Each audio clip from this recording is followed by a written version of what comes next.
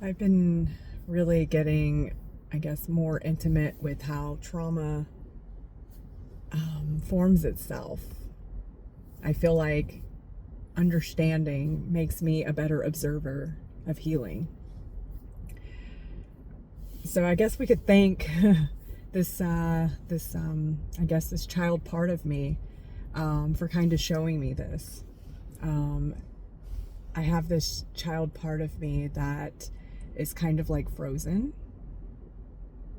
and not completely in the same way, but it like represents the freeze response. So it's like this child part of me that's still like frozen, sitting on my parents' bed, you know, waiting just before the first like molestation happens.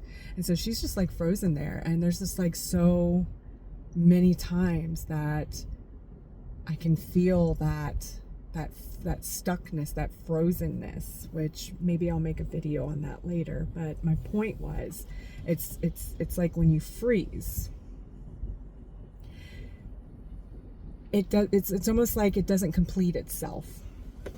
So what I've come to understand for now, and I'm sure my understanding will become more, mo better. But like there's trauma that, forms when, like this really huge thing happens. You get punched in the face and there's no one there, then trauma, okay? No one there to help you out with it. So it gets internalized, and you don't deal with it. If you constantly get beat up and, just things like that, it's like, that's trauma. The same thing over and over again. They call that complex, trauma. So there's also the trauma of like the energy not completing itself. So if you have a whole bunch of different belief systems, and you already have these like threads, I call them trauma threads, with all these knots, which are going to be like the different supporting events and things like that to keep this alive, to keep it alive, to keep it within you, to keep it going. It's like, I'm like, what was I talking about? Okay, right. So let's say, for example, so today I was going to see some horses. Okay, that's why I'm like dressed like this, and it's like I get there and I'm supposed to see 6 horses today, and that takes a while. And then my girl, my contact that I've known for a long time, she's the farrier's there. That's the guy that messes with the horses' feet. And she's like, well, I'm gonna have to sit here with this guy. And I'm like, why didn't you tell me? But before that, I didn't say anything. I didn't speak up, and it was stuck. Like it didn't complete itself. So if I would have done what I do a lot, which is I don't say anything, and I'll just stand there and just like let people do what they do, right? And it's like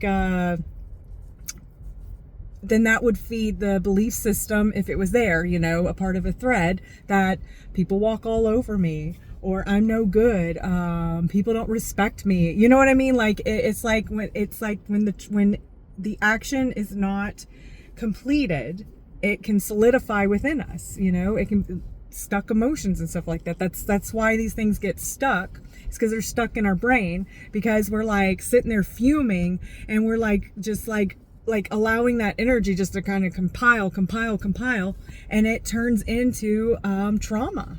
So I'm just like, wow, okay. So when it's completed, let's say my husband says something, and that could be taken as offensive, right? And instead of like, okay, so before I would get upset and get a resentment and stuff like that, and he doesn't appreciate me, he's making fun of me, whatever it is that's in my head, that is like helping to reinforce within me, it stays reinforcing it. But if I go and smack them, then it's like, oh, I got something in my tooth. So if I go and smack them, it's like it completes, you know, it completes the cycle. And then I don't take a resentment. Then I don't feel like I'm being, you know, the women of the world, or, you know, being oppressed, you know, just like whatever it is that's like within us, did not solidify. It continued on and didn't create more trauma. Anyway, I'm kind of digging into this, and so I'm you know, I'm hoping I'll be able to make more videos, but yeah, I just want to keep this conversation going, because I feel really on fire right now for my clients, and just for healing in its in itself. So I hope this was helpful, and hope you have a good day.